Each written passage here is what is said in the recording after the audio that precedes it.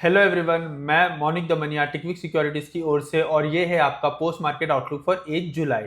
तो चलिए देखते हैं कि आज हमारे मार्केट में कैसी ट्रेडिंग हुई है। जैसे कि हम देख सकते हैं निफ्टी में आज हमें नियरली 2% का फॉल देखने को मिला है। सुबह हमने डिस्कस किया था हमारे प्री मार्केट आउटलुक में कि जो गिफ्ट निफ्टी है वो हमें गैप डाउन ओपनिंग के इंडिकेशंस दे रही थी। तो वैसे ही हुआ, आज हमें जो है वो गैप डाउन देखने को मिला, बट गैप डाउन के बाद हमारे मार्केट्स जो थे वो रिकवर करने का ट्राई कर रहे थे, बट जैसे कि हम देख सकते हैं रिकवरी हमें मिली नहीं। और आफ्टरनून में जो मार्केट में फॉल आया उसके बाद हमें एक एकदम ही ज़्यादा शार्प फॉल देखने को मिला। और जैसे कि हम देख सकते हैं मार्केट ने जितने भी सपोर्ट थे वो सारे के सारे सपोर्ट्स ब्रेक कर दिए हैं। पहले एक बार जो है वो हम 30 मिनट्स टाइम फ्रेम पे देख लेते हैं कि कैसी ट्रेडिंग हुई थी, और फिर हम सपोर्ट के बारे में बात करते हैं। देखिए, जैसे कि हम देख सकते हैं मार्केट गैप डाउन ओपनिंग के बाद रिकवरी करने की कोशिश कर रहा था, लेकिन उसके बाद सेलिंग प्रेशर इतना हैवी था कि जैसे कि हम देख सकते हैं कि हमें काफ़ी बड़ा फॉल देखने को मिला है। और एक 30 मिनट्स की कैंडल की अगर हम बात करें तो ऑलमोस्ट 300 पॉइंट्स हम देख सकते हैं कि एक ही कैंडल में हमें फॉल देखने को मिला है इतना बड़ा। तो देखिए, अगर लेवल्स की भी बात करें तो सुबह भी हमने डिस्कस किया था कि 24,200 जो है वो बहुत ही ज़्यादा स्ट्रॉन्ग सपोर्ट है। तो वो सपोर्ट जो है वो आज होल्ड करना चाहिए था, लेकिन 24,200 का सपोर्ट तो ब्रेक हो ही गया। उसके बाद जो 24,000 जो मेजर सपोर्ट था वो भी ब्रेक हो गया। अगर हम बात करें तो हमने ऑलरेडी डिस्कस करके रखा था कि 23,800 जो है वो बहुत ही ज़्यादा मेजर सपोर्ट है निफ्टी के लिए। तो जैसे कि हम देख सकते हैं कि आज का लो भी जो है वो 23,805 पे लगा है, और हमें जो है एक हल्का सा बाउंस देखने को मिला, और क्लोजिंग जो है वो 882 के करीब हमें देखने को मिली है। तो हम कह सकते हैं कि जितने भी मेजर सपोर्ट थे वो सारे के सारे ब्रेक हो चुके हैं।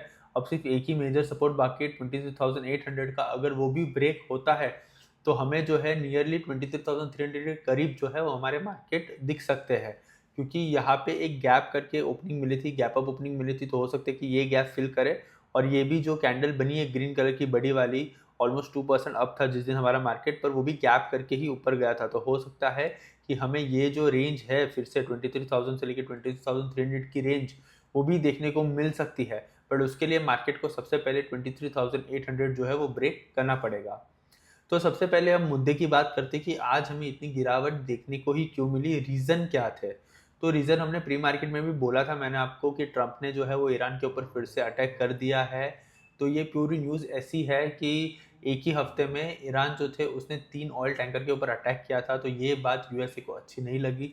तो यूएसए ने जो थी वो ईरान के ऊपर फिर से अटैक कर दिए और अटैक किए, और उसके बाद जो परमिशन दी गई थी ईरान को कि वो ग्लोबल मार्केट में अपना ऑयल सेल कर सकता है, वो परमिशन को भी रिवोक कर दिया गया है। इसका मतलब ये है कि अब ईरान जो है वो फिर से ऑयल नहीं बेच पाएगा। और दूसरी चीज़ ये है कि जैसे ही ये न्यूज़ आई उसके बाद जो ब्रेंट क्रूड के प्राइसेस थे वो शॉर्ट अप हो गए, क्योंकि कल जब हमने हमारा पोस्ट मार्केट आउटलुक बनाया था तभी भी जो प्राइसेस थे वो कंसोलिडेट हो रहे थे, शॉर्ट अप नहीं हुए। बट जब अमेरिकन मार्केट में ट्रेडिंग शुरू हुई और ये न्यूज़ आई तो उसके बाद जो थे वो शॉर्ट अप हो गए।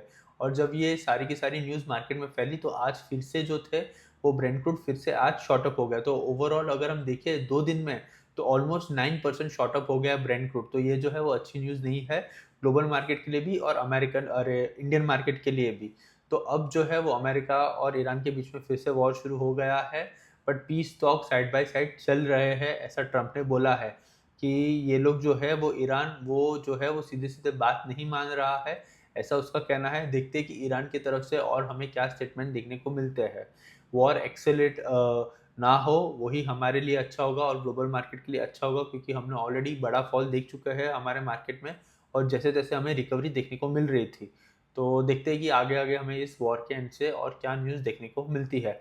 बट निफ्टी के तो मेजर जो सपोर्ट था 24,000 वो ब्रेक हो चुका है। अब हमें यही देखना है कि 23,800 जो है वो कल सस्टेन करता है कि कल हमें इसका भी ब्रेक देखने को मिलता है। बैंक निफ्टी की बात कर लेते हैं एक बार। देखिए, बैंक निफ्टी की बात करें तो बैंक निफ्टी जो है वो नियरली 1450 पॉइंट्स नेगेटिव में क्लोज हुआ है। सुबह अगर हमने डिस्कस किए थे लेवल्स वो भी हम फिर से देख लेंगे एक बार, बट जैसे कि हम 30 मिनट्स टाइम फ्रेम पे देख लेते हैं। देखिए, बैंक निफ्टी में भी गैप डाउन की ओपनिंग हुई थी, उसने भी रिकवर करने की कोशिश की, बट जैसे कि हम देख सकते हैं रिकवरी फेल हो गई। और एक ही 30 मिनट्स की कैंडल में बैंक निफ्टी जो है वो नियरली 966 पॉइंट्स नेगेटिव क्लोज हुआ है। तो जो सेलिंग प्रेशर था वो बहुत ही ज़्यादा स्ट्रॉन्ग हमें देखने को मिला है। अगर लेवल्स की बात करें तो सुबह भी हमने डिस्कस किया था कि 58,500 जो है वो बहुत ही ज़्यादा स्ट्रॉन्ग रेसिस्टेंस है और 57,800 जो है वो बहुत ही ज़्यादा स्ट्रॉन्ग सपोर्ट है। लेकिन अब जैसे कि हम देख सकते हैं बैंक निफ्टी के अंदर भी 57,400 से लेकर 57,800 की जो रेंज थी, जो बहुत ही ज़्यादा स्ट्रॉन्ग सपोर्ट थे, वो रेंज तो ब्रेक कर ही दी। इनफैक्ट 57,000 भी जो स्ट्रॉन्ग सपोर्ट था वो भी ब्रेक कर दिया है बैंक निफ्टी ने। तो ये जो है वो अच्छी न्यूज़ नहीं है हमारे मार्केट के लिए। बैंक निफ्टी जो है उसने आज कुछ ज़्यादा ही वर्स्ट परफॉर्म किया है। अगर हम देखें तो ये एक छोटा सा गैप अप करके बैंक निफ्टी ऊपर गई थी, तो वो गैप आज फिल हो गया है। पर बैंक निफ्टी में भी एक छोटा सा गैप है। अगर हम ये वाली कैंडल की बात करें, जिस दिन बैंक निफ्टी 3% पॉजिटिव में क्लोज हुई थी, उस दिन भी गैप अप ओपनिंग ही हुई थी। तो हो सकता है कि ये गैप फिल करने के लिए बैंक निफ्टी के अंदर हमें और गिरावट देखने को मिल सकती है। और जो मेजर सपोर्ट के लेवल्स हमने ऑलरेडी मार्क करके रखे थे, ये रेसिस्टेंस था यहाँ पे जिसका हमने ब्रेकआउट देखा था, वो अब सपोर्ट की तरह एक्ट करेगा। तो जो सपोर्ट भी है वो 55,500 के करीब है और अभी की अगर क्लोजिंग की बात करें तो 56,700 के करीब की क्लोजिंग है। तो ऑलमोस्ट 1200 पॉइंट का फर्क है। तो हो सकता है कि बैंक निफ्टी के अंदर भी हमें गिरावट देखने को मिल सकती है।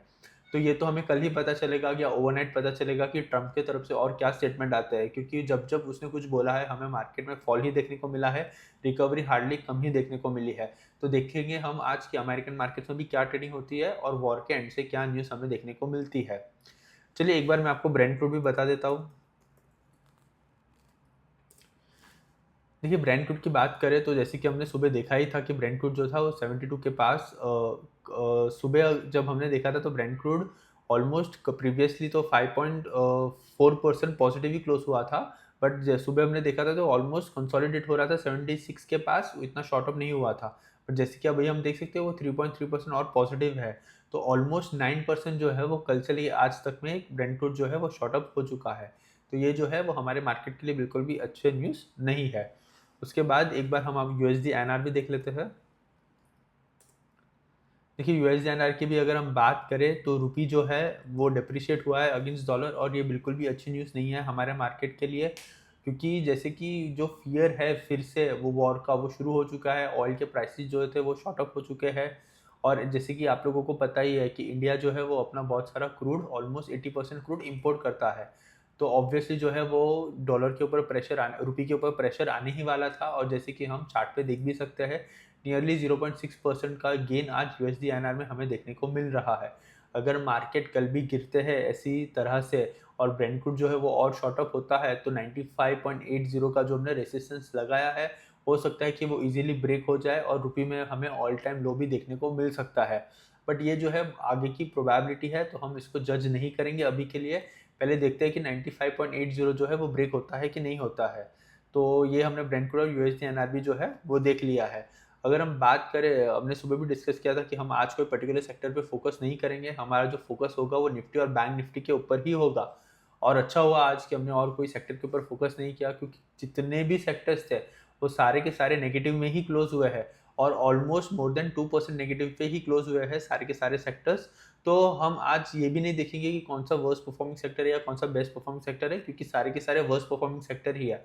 अब हम ये देखने नहीं बैठेंगे कि कौन 2% गिरा या कौन 3% गिरा, सब गिरा हुआ ही है आज मार्केट में। तो हम कोई पर्टिकुलर सेक्टर को उठा के एनालिसिस नहीं करने वाले हैं आज, कि सब कुछ रेड में ही क्लोज हुआ है। तो चलिए एक बार जो है मैं आपको एफ आई डी आई का डेटा देख लेते हैं हम कि आया है कि नहीं आया है। डेटा तो जो है वो नहीं आया है, तो कल हम हमारे प्री मार्केट आउटलुक में डिस्कस कर लेंगे कि हमें क्या डेटा देखने को मिलता है। अगर मैं अमेरिकन मार्केट्स की बात करूँ तो अमेरिकन मार्केट्स के जो फ्यूचर है डव जोन्स नस्डा S&P 500 सबके सब -1% नेगेटिव पे ही ट्रेड कर रहे हैं। तो देखते हैं कि आज उनके यहाँ पे कैसी ओपनिंग होती है और ओपनिंग होने के बाद कैसी ट्रेडिंग होती है। और ये भी देखना पड़ेगा अब कि आगे जाके ट्रम्प का और कौन सा स्टेटमेंट हमें देखने को मिलता है। तो चलिए आज का पोस्ट मार्केट आउटलुक जो है उसे हम समराइज कर लेते हैं। और समराइज करते हुए तो यही कहेंगे कि आज हमें काइंड ऑफ ब्लड बाथ देखने को मिला है।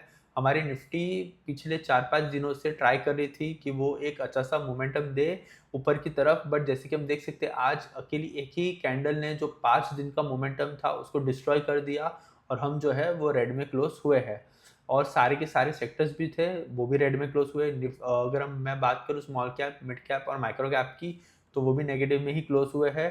गोल्ड सिल्वर भी जो है वो नेगेटिव में ही ट्रेड कर रहा है। तो जैसे कि हम देख सकते हैं कि जो सारी की सारी सेलिंग प्रेशर हमें देखने को मिली है वो सारे के सारे एसेट क्लास में थ्रू आउट स्प्रेड हुई है। तो ऐसा नहीं है कि कोई एसेट क्लास बचा होगा, मेरे हिसाब से सब कुछ सबके अंदर ही जो है वो हमें गिरावट देखने को मिली है। तो आज हम कह सकते हैं कि काइंड ऑफ ब्लड बाथ हमें हमारे मार्केट में देखने को मिला है। देखते हैं कि और वॉर के एंड से क्या न्यूज़ आती है। अगर कुछ अच्छी न्यूज़ आई तो हो सकता है कि हमें यहीं से एक बाउंस बैक और रिकवरी देखने को मिल सकती है। तो देखते हैं कि आज अमेरिकन मार्केट्स में ओवरनाइट कैसी ट्रेडिंग होती है और कल हमारे मार्केट्स जो है वो हमें क्या इंडिकेशंस देते हैं। तो चलिए यही थी हमारी पोस्ट मार्केट की एनालिसिस। अगर आपको ये वीडियो अच्छा लगा होगा तो please like share and subscribe and thank you for watching.